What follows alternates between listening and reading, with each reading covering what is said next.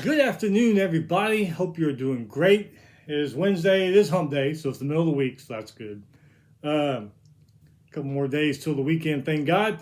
We are going to go over our American Conference preview, go over those teams, what they got coming back. Only got a couple news items today, too, so I guess that's good. SEC Media Days are going on. I caught a little bit of it a while ago. I'm going to try to catch some more here in a little bit when I'm done with this. Anyway, hope you're having a great day. Let's get started. By the way, I hope you're cool too. Down here in Southeast Texas, man, we're getting hammered by the sun. Hammered. 104 outside. Damn. All right, so only a couple of news items, like I said. So this, I just saw this yesterday.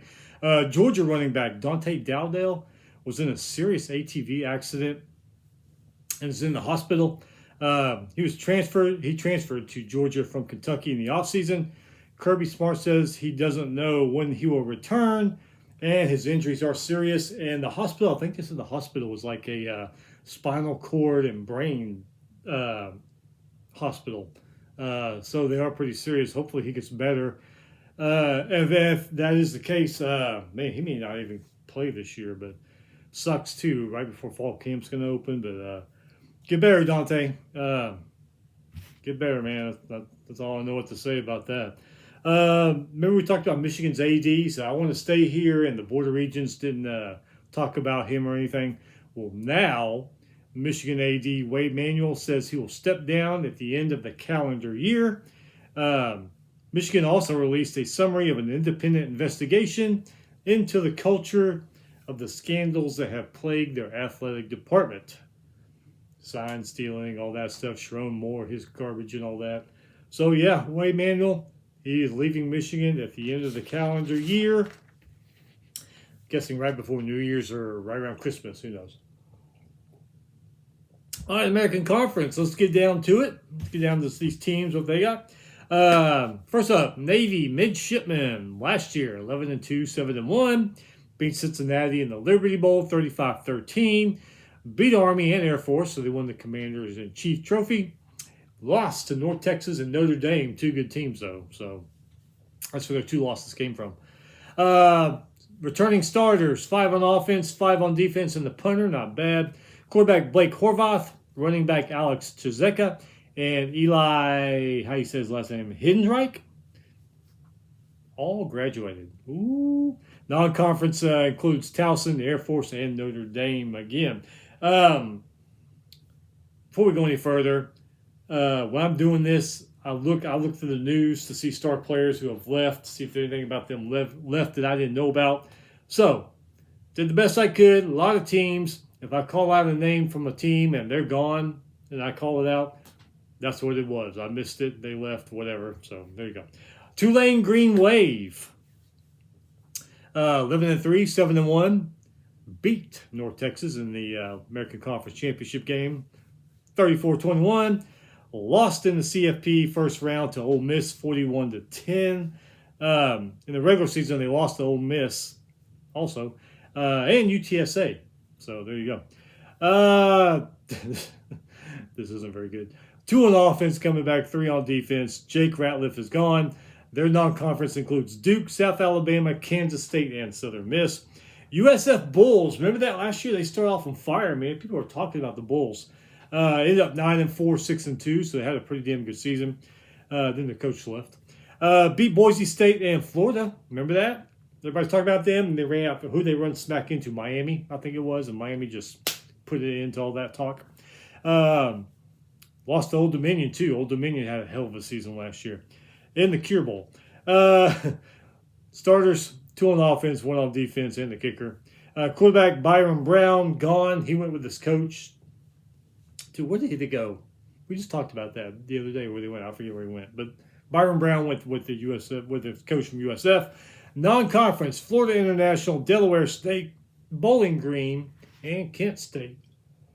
Excuse me. Army Black Knights. Last year they were 7-6, 4-4. Beat Kansas State and Air Force, so there you go. Lost to Tarleton State and Navy. Beat UConn in the Fenway Bowl, 41-16. 8 on offense. Starters come back. 8 on offense, but 3 on defense. Kicker and a punter.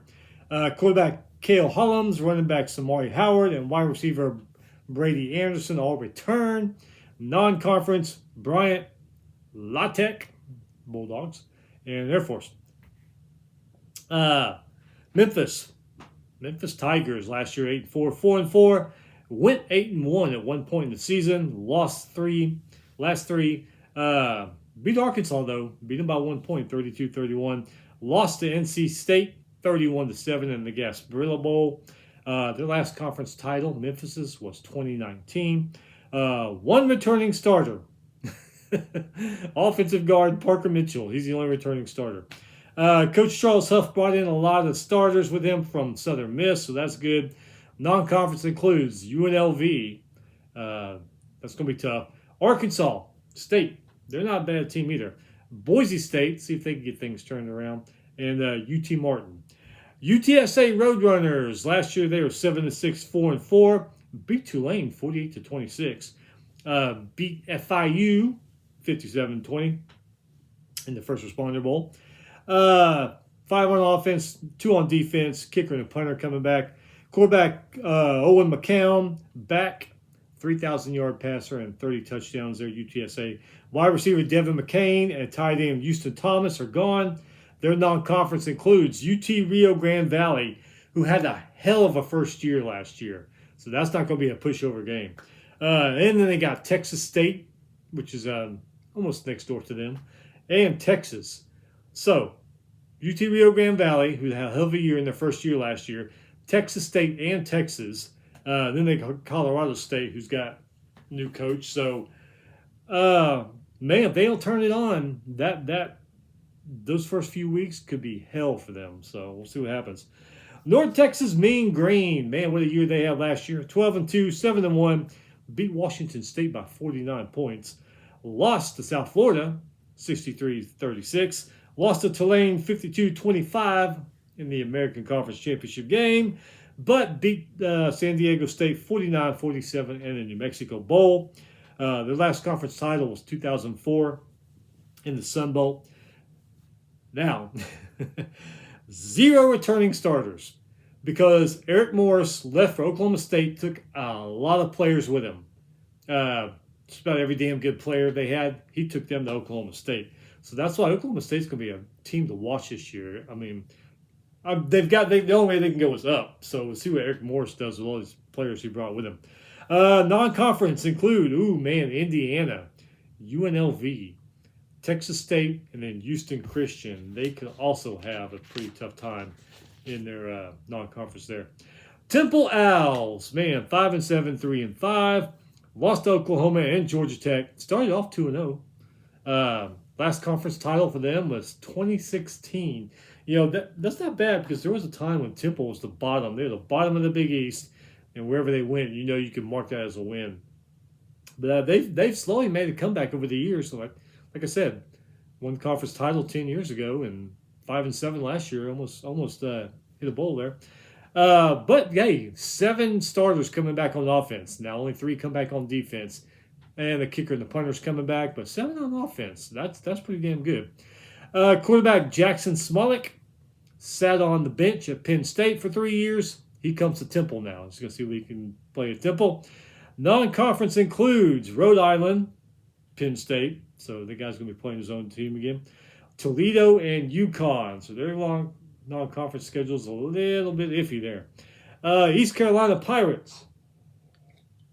9-4, 6-2. Lost to NC State by a touchdown. Beat Pitt 23-17 in the Military Bowl. Eastern Carolina's last conference title, 2009 in Conference USA. 1 on offense, 2 on defense, and the punter coming back in the starter category.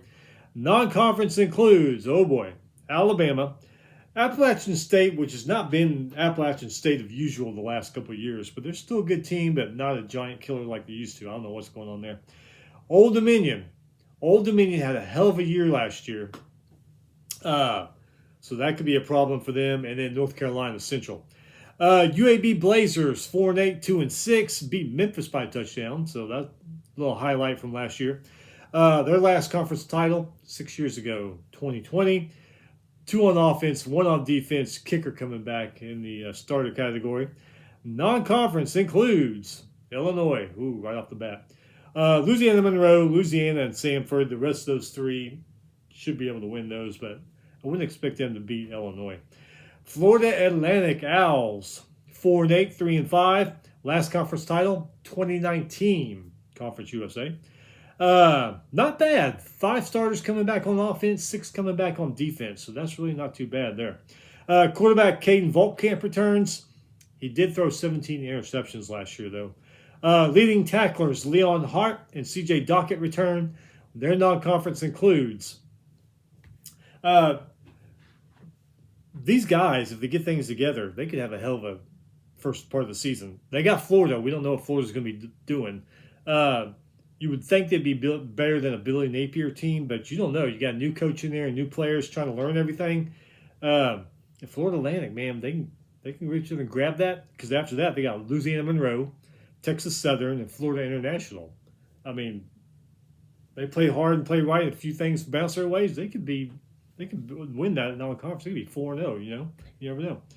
All right, so Tulsa Golden Hurricane 4-8, 1-7, beat Oklahoma State and Oregon State. Their last conference was 2012 in the Conference USA. 3 on offense, coming back, 5 on defense. Brought in, though, 25 players from the transfer portal to help them out. Non-conference includes Oklahoma State, Sam Houston, Eastern Texas A&M University, and Arkansas. We don't know what Arkansas is going to look like this year, but we'll find out. Rice Owls, right down the road. I try to hit a couple of their games every year. 5-8, 2-6. Lost the Armed Forces Bowl, though, to in-state rival Texas State. Lost by 31 to them. Last conference title, 2013 Conference USA. They got 3 starters coming back on offense, 2 coming back on defense, and their kicker. Brought in, though, Central Florida quarterback Ja'Cory Brown. Good passer, good runner. See what they can do with him. Non-conference includes Houston Christian. They should win that. But Notre Dame and Western Michigan. And then they got Fresno State after that. Rice, man, you could be looking at 1-3. Unless something bounces your way, you could be 2-2. But, boy, that non-conference is tough. And then the last one in the American Conference, Charlotte 49ers. 1-11, 0-8 last year. Only win was Monmouth. They beat them 42-35.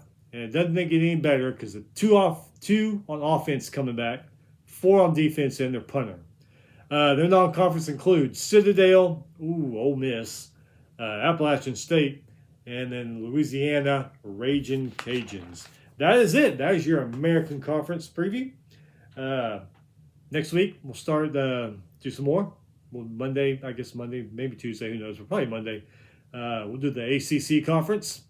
I'm going to get out of here and go catch some more of the SEC Media Days. Have a great weekend. A couple more days till the weekend. We can do it. We're just that much closer to the start of the college football season. Have fun this weekend. Be safe. And if you are where it's hot as hell like it is here in Southeast Texas, stay cool. Stay hydrated. Be safe. We will see you back next week.